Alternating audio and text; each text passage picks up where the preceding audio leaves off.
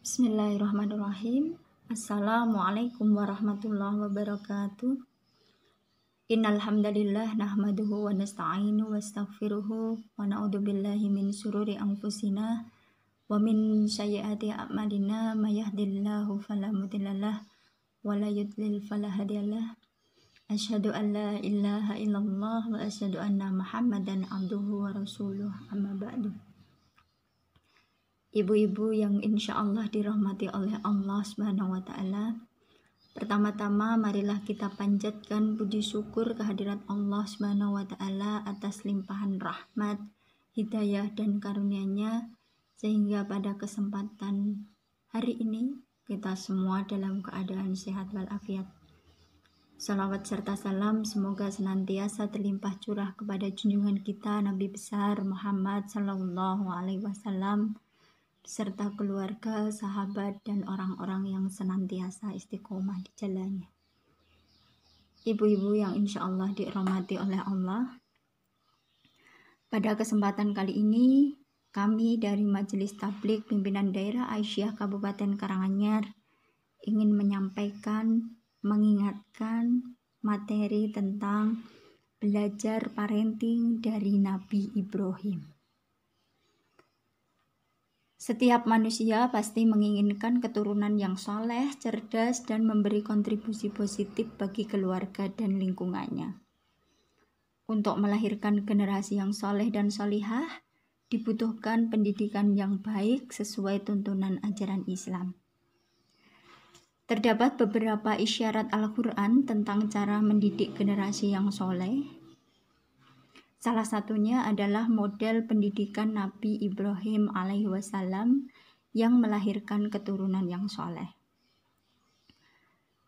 Jika ditelaah beberapa ayat Al-Quran dan sejarah yang mengisahkan perjuangan hidupnya, dapat dirumuskan model pendidikan Nabi Ibrahim dalam melahirkan anak yang soleh dan solihah.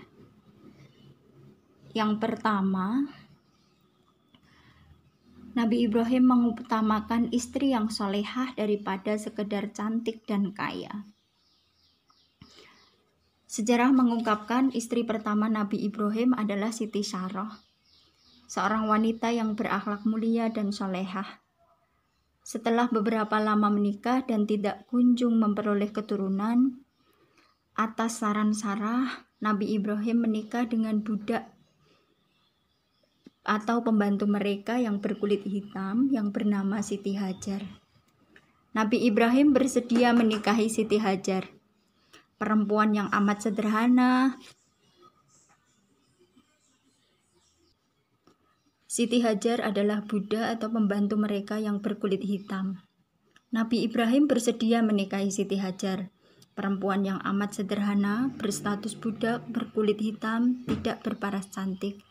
Tapi Hajar adalah hamba yang beriman, taat, berhati mulia, dan berakhlak terpuji.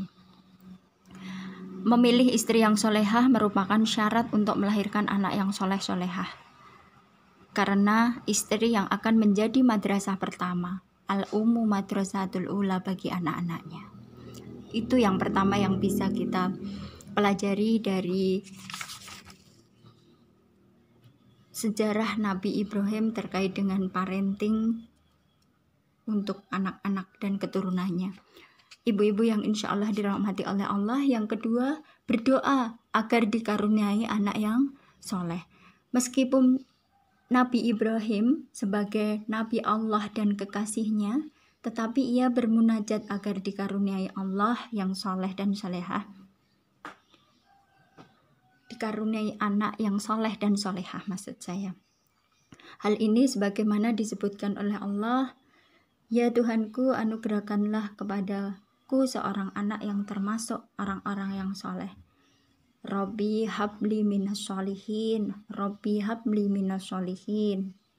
Itu yang doa ini menunjukkan bahwa mendidik anak tidak bisa dengan usaha belaka atau membanggakan diri kita sebagai orang terdidik, tetapi butuh kepasrahan jiwa, memohon pertolongan dari Allah.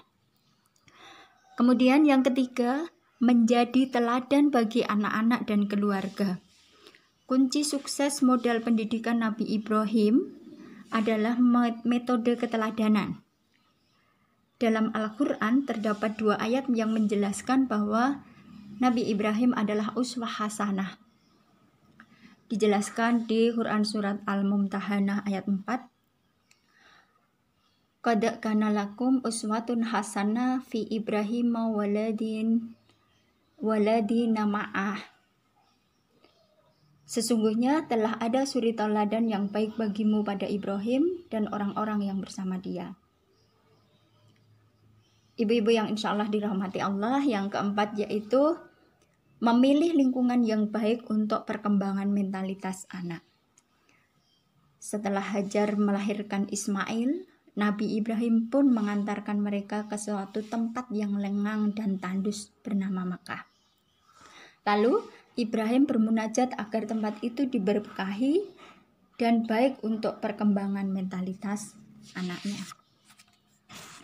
Ya Rabb kami, sesungguhnya aku telah menempatkan sebagian keturunanku di lembah yang tidak mempunyai tanaman di dekat rumah Engkau.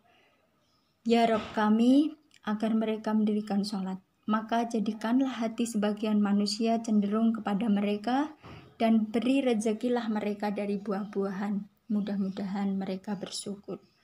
Quran Surat Ibrahim ayat 36. Ibu-ibu yang insya Allah dirahmati oleh Allah. Yang kelima, bersifat demokratis dan komunikatif kepada anak. Sikap demokratis dan komunikatif Nabi Ibrahim terlihat dari kisah penyembelihan putranya. Ketika Ibrahim mendapat perintah menyembelih anaknya, ia panggil Ismail menggunakan kata ya bunayya, wahai anakku sayang. Suatu perintah yang wajib dilaksanakan dan tetap dikomunikasikan secara demokratis. Orang tua tidak boleh memaksakan kehendak kepada anak kecuali hal yang bersifat prinsip. Misalnya soal ketaatan pada ajaran agama. Orang tua juga jangan menampilkan diri sebagai sosok yang ditakuti, tetapi jadilah sosok guru yang disayangi, dihormati, dan diidolakan. Ibu-ibu yang insya Allah dirahmati Allah, banyak sekali pelajaran yang bisa kita ambil, kisah yang bisa kita ambil dari Nabi Ibrahim. Selanjutnya yang keenam yaitu mencintai anak karena Allah. Kisah Nabi Ibrahim mengajarkan agar mencintai anak semata-mata karena Allah. Sebab jika kecintaan kepada Allah melebihi jika kecintaan kepada anak melebihi cinta kepada Allah, maka malapetaka yang akan ditimpakan dalam kehidupan keluarga itu. Kemudian yang terakhir, Ibrahim menginginkan dan mempersiapkan anaknya menjadi pemimpin atau imam yang diiringi dengan doa.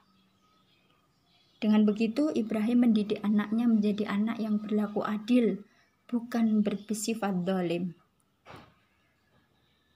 Bukan membangun dinasti politik demi kekuasaan, melainkan untuk menjadi pribadi yang bertanggung jawab dan memberikan manfaat kepada banyak orang.